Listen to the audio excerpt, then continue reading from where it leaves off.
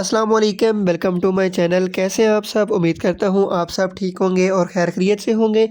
आज की इस वीडियो के अंदर हम बात करने वाले हैं न्यूबा टैबलेट्स के बेनिफिट्स, यूजेस और साइड इफ़ेक्ट्स के बारे में। इन टैबलेट्स के क्या फ़वाइद हैं, क्या तरीका इस्तेमाल है और क्या नुकसानात हैं। तो इस 3 मिनट की वीडियो के अंदर मुकम्मल डिटेल जानते हैं, तो वीडियो आप एंड तक वॉच कर लें ताकि आप कोई भी चीज़ मिस ना कर सकें। चलिए वीडियो स्टार्ट करते हैं बगैर आपका टाइम ज़ाया करते हुए। देखिए बात इस तरह है, जब भी आपने इस मेडिसिन का इस्तेमाल करना है या कोई भी आप मेडिसिन यूज़ करते हैं तो डॉक्टर की हिदायत के मुताबिक और डॉक्टर से मशवरा करके उसको यूज़ किया करें ताकि आपको कोई मसला मसाइल ना बन सके।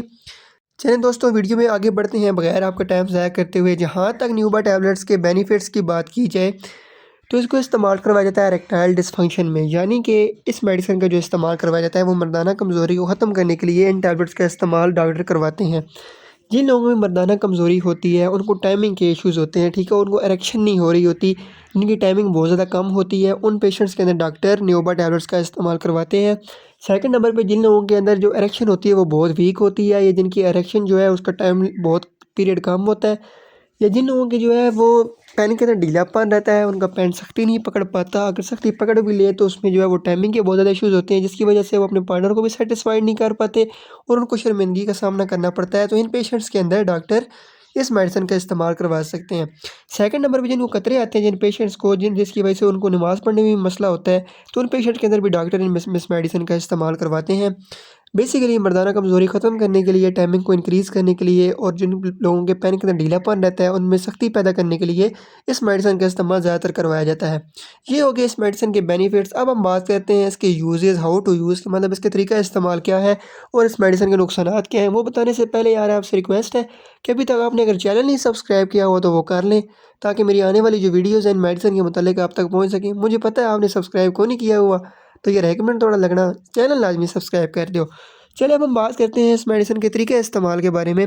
इस मेडिसिन को तकरीबन यूज़ किया जाता है एक्टिविटी से 30 टू 40 मिनट्स पहले, ठीक है। 1 टैबलेट डेली होती है, 1 टैबलेट आपने दिन में इस्तेमाल करवानी होती है।